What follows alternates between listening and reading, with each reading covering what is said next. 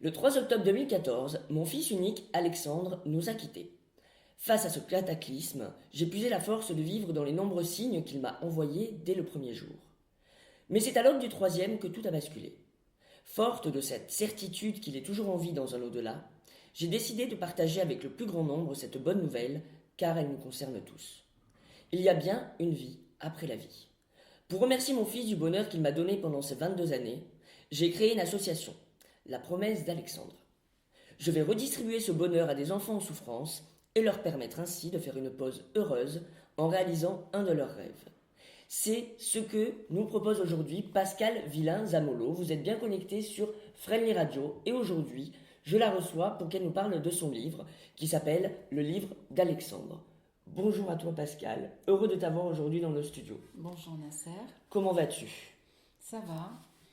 En fait, voilà, si je suis assise ici avec le sourire, c'est que, voilà, donc j'ai vécu quelque chose d'extraordinaire le troisième jour après le départ d'Alexandre. Euh, il était 6h22 du matin et j'ai vu mon fils assis près de moi sur le bord du lit.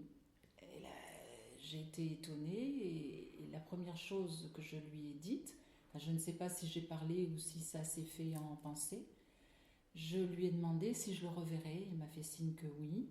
Il m'a pris par les épaules et il m'a rallongé à nouveau. Je me suis relevée, je me suis vite levée, j'ai vite noté l'heure, donc 6h22 du matin. Et par contre, tout le temps de cet échange, je me disais, c'est mon fils, mais en même temps, il avait une énorme grosseur là au cou, et ça m'avait interpellée. Et donc, j'ai gardé ça dans un coin de ma mémoire.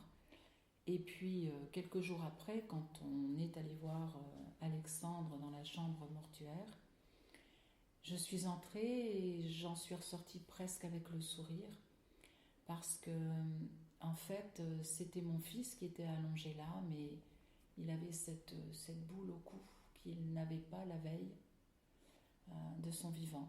Voilà, donc pour moi, c'est ma preuve que je n'ai pas rêvé. Et donc, à partir de ce jour, j'ai eu mes pléthore de signes, mais pas des petits signes qui nécessitent une interprétation, vraiment des signes posés euh, qui m'ont interpellée. Voilà, moi je suis quelqu'un qui a bien les pieds sur terre, je suis, comment dire, quelqu'un de réfléchi, je ne suis pas in the mood, entre guillemets, mais voilà, donc ça m'a vraiment secouée, interpellée. Oui, parce que c'était pas anodin tous ces signes. Et C'était des signes qui pour toi t'ont dit non, ça peut pas arriver comme ça. oui, Et c'était vraiment une preuve pour toi? oui, pour moi c'était vraiment une preuve. Mais donc voilà, à partir de ce moment, c'était Tellement fort. tellement fort, tellement important, que je me suis mise à écrire et j'ai écrit presque d'un trait. Voilà. Ça a été naturel, tu l'as écrit assez rapidement, tu l'as écrit en combien de temps ce livre à peu près? Je l'ai écrit au fur et à mesure. Ça a mis une année parce que j'écrivais au fur et à mesure des événements. Les D'accord. événements arrivaient et voilà. C'est un peu comme un journal intime, j'ai envie de dire. Voilà, un peu. C'est-à-dire Oui, que tu l'as écrit quand les choses t'arrivaient et voilà. du coup, ben, on le ressent, j'imagine, quand on le lit. On a Oui, l'impression de suivre. oui. Il y a vraiment Mais un temps qui s'installe, voilà, il y a un temps qui il y a une durée. s'installe. Voilà, il y a une durée, mais euh, si vous voulez, je ne me suis pas, comment dire, ce n'est pas juste le témoignage, mon fils est décédé. C'est pas une C'est, lamentation. voilà, c'est pas une suite de lamentations.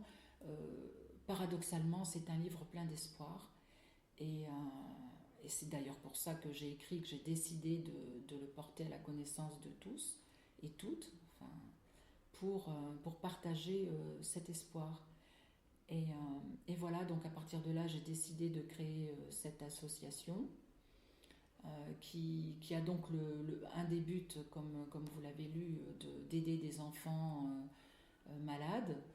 ou en mal-être aussi. Donc je sais qu'il y a des associations qui existent comme Make-A-Wish, on en parle Ou en c'est ce que du moment. bonheur aussi. Voilà, ou que c'est que du bonheur. Mais voilà, je voudrais faire ça dans la région. Et puis aussi le deuxième but, c'est d'accompagner des parents qui traversent cette épreuve qui est quand même Ben oui, très c'est difficile. Et de leur donner de l'espoir et donc de faire qu'ils se rencontrent et surtout je voudrais mettre en place des conférences parce que moi à partir de ce moment je me suis mise en mouvement, c'est-à-dire que je suis allée sur Paris, j'ai assisté à une conférence qui a été donnée par Stéphane Alix et je pense que vous connaissez son livre Le Test. Donc j'en parle dans mon livre. En fait, dans mon livre, il y a ce témoignage et il y a aussi des pistes de lecture. Il y a des références. Il y a des références. Voilà, j'ai rencontré des personnes comme Patricia Daré, qui est une personne qui est une médium maintenant, mais rien ne l'a poussée à être médium. C'est une journaliste qui est sur France Info et qui a des visions et qui les partage. Et puis je parle également de Christophe Fauré, qui est un psychiatre qui lui explique aussi qu'il reçoit dans son bureau des personnes qui lui partagent aussi, qu'ils ont vécu un peu la même chose que moi. Par exemple, il y a une dame qui était en osmose. C'était un couple magnifique, merveilleux. Ils partageaient tout et le mari décède.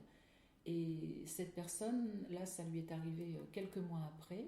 Elle a vu son mari dans sa chambre et elle a été étonnée aussi. Elle lui a posé la question: es-tu heureux? Elle c'est cette question-là.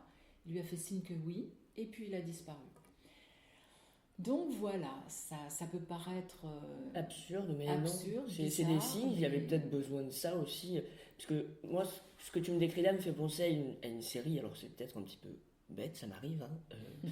Mais ça me fait penser à Ghost Whisperer, je ne sais pas si tu connais.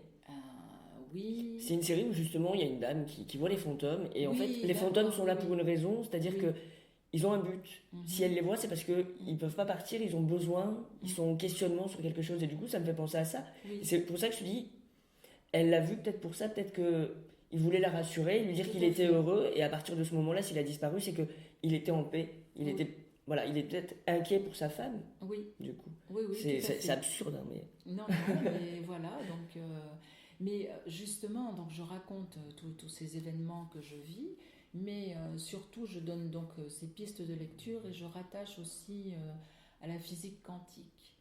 Euh, alors, parce que avec cette physique quantique, on apprend que tout est, en fait, le matériel n'existe pas, en fait, que tout est vibration et tout est fréquence. Donc, par exemple, si ce bout de bois paraît comment solide, c'est parce que toutes les composantes de ce matériau vibrent à la même fréquence.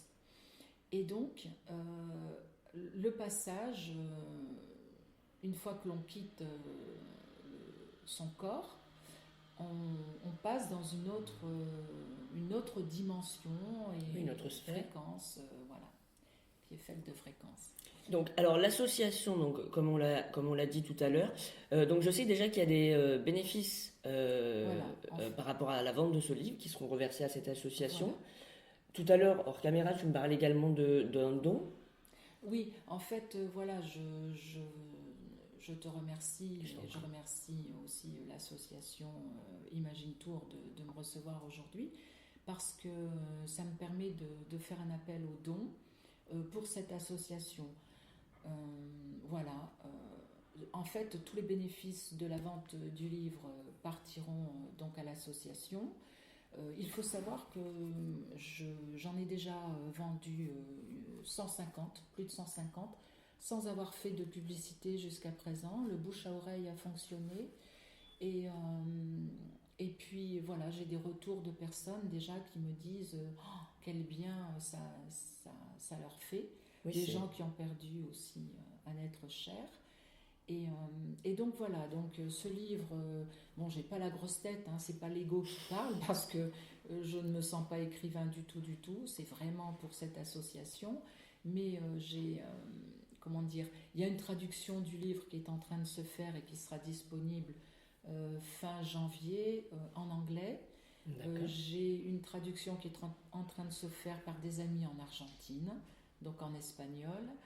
Et voilà, j'ai des possibilités de distribution un peu partout. À l'international, oui. Voilà, à l'international, toujours pour alimenter cette association. D'accord. Bah alors le message est passé, n'oubliez pas. L'association s'appelle donc La Promesse d'Alexandre. Donc je pense qu'ils peuvent se renseigner sur Internet et, Oui, et alors, trouver des liens. merci pour la question parce que, en fait, voilà, je cherche un webmaster parce que je veux créer un site pour pouvoir mettre ce livre en vente et pour que ça puisse aller quand même un peu plus vite. D'ailleurs, il me faut remercier la librairie Comme la plume au vent à Château-Renard, le Magpresse à Château-Renard et Presse Saint-Rémy à Saint-Rémy-de-Provence. Voilà, je les remercie parce que ces personnes ont pris mon livre en dépôt sans rien me demander. Puis c'est un geste qu'ils font aussi pour l'association. Et grâce à ça, donc, c'est sûr que le public a plus l'occasion d'acheter ce livre. D'accord. Alors, moi, j'ai une question qui me vient.